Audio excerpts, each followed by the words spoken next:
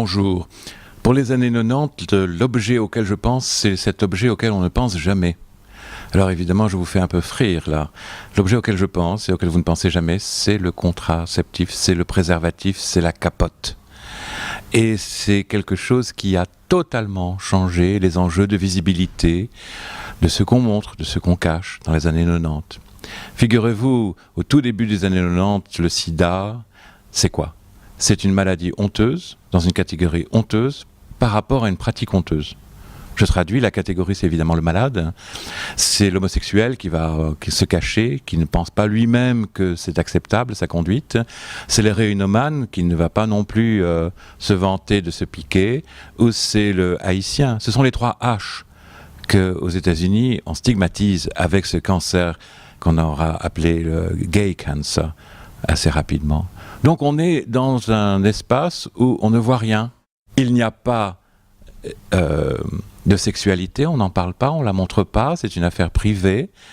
Il n'y a pas de sexualité différente, sauf à faire la révolution. Et donc entre gens bien, évidemment, ces choses-là, c'est plutôt de la fiction littéraire. Et évidemment, on ne peut pas être malade. C'est aussi à une époque où le cancer est une maladie honteuse.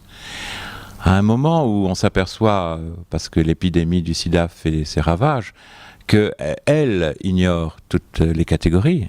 À une époque, début des années 90, où on s'aperçoit qu'on peut très bien être hétérosexuel et avoir des écarts de conduite homosexuels ou vice-versa. À cette époque où on s'aperçoit qu'il n'y a pas de fatalité envoyée par Dieu sur des catégories de gens dont on voulait se débarrasser, je veux dire les haïtiens, les héroïnomanes et les homosexuels, eh bien on doit repenser la manière de prévenir la maladie, puisqu'on ne sait pas la guérir. Et cette prévention, elle passe bêtement, pragmatiquement, par le préservatif. Ce préservatif-là, c'est quelque chose dont on rigole entre mecs dans une ambiance de caserne. Ça fait partie du folklore urbain, mais personne ne le voit. Les homosexuels sont invisibles. Les malades porteurs du virus ou les porteurs sains du virus, on ne voit pas qu'ils sont atteints. Et tout le monde sort habillé, je dirais, dans la rue. Donc on ne voit pas qu'est-ce qui se passe. Avec le préservatif, on est obligé de parler de ces choses dont on ne parle pas. On est obligé de responsabiliser les gens en leur disant « laissez tomber les fictions, laissez tomber les fantasmes, protégez-vous. Mettez une capote sur votre sexe. Faites ce qu'il faut pour protéger votre partenaire. Arrêtez de jouer comme si on ne dit rien, il ne se passe rien, il n'arrive rien.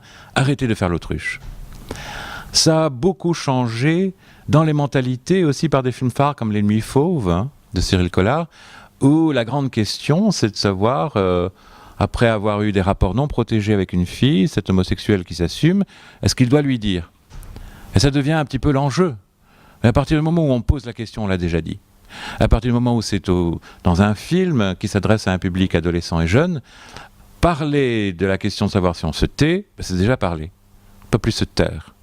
Le préservatif va suivre comme cet objet qu'on n'ose pas trop montrer, mais qu'il va falloir quand même produire, au risque du ridicule, à un moment X où on arrête tout en disant « stop, ça devient chaud, il faut que je mette la capote ». Et ce réflexe-là réinstalle les pratiques sexuelles comme des choses un peu normales et naturelles, et non pas ces choses-là dont on ne dit rien. Ça réinstalle aussi une certaine visibilité pour les minorités sexuelles. Internet fait le reste, en ce sens que, autant un homosexuel dans les années 80 qui vit dans un village, à part lire André Gide et Jean Genet, qui ne va rien lui apprendre d'ailleurs, il est seul au monde. À partir du moment où il y a des communautés sur Internet, tout est disponible. Cette visibilité du préservatif aura été un combat très très difficile. Parce qu'encore maintenant, il y a des instances religieuses qui estiment que promouvoir le préservatif, c'est promouvoir la débauche. On a oublié d'expliquer ce que c'est la débauche en fait. Est-ce que la débauche, la perversité, c'est quelqu'un qui se suicide parce qu'il ne s'accepte pas et qui est tombé malade par inadvertance parce que personne ne lui dit ? Ça c'est act up, le silence tue. Ou est-ce que la perversité, c'est de faire des choses que la nature permet puisqu'elle les rend possibles ? Avec le préservatif, il faut imaginer que c'est rentré dans les mœurs à la fin des années 90. Nous savons bien que ce n'est pas le cas. Nous savons bien qu'encore aujourd'hui, c'est la chose autour de laquelle on glousse, mais dont on ne parle pas vraiment. Est-ce que tu es protégé ?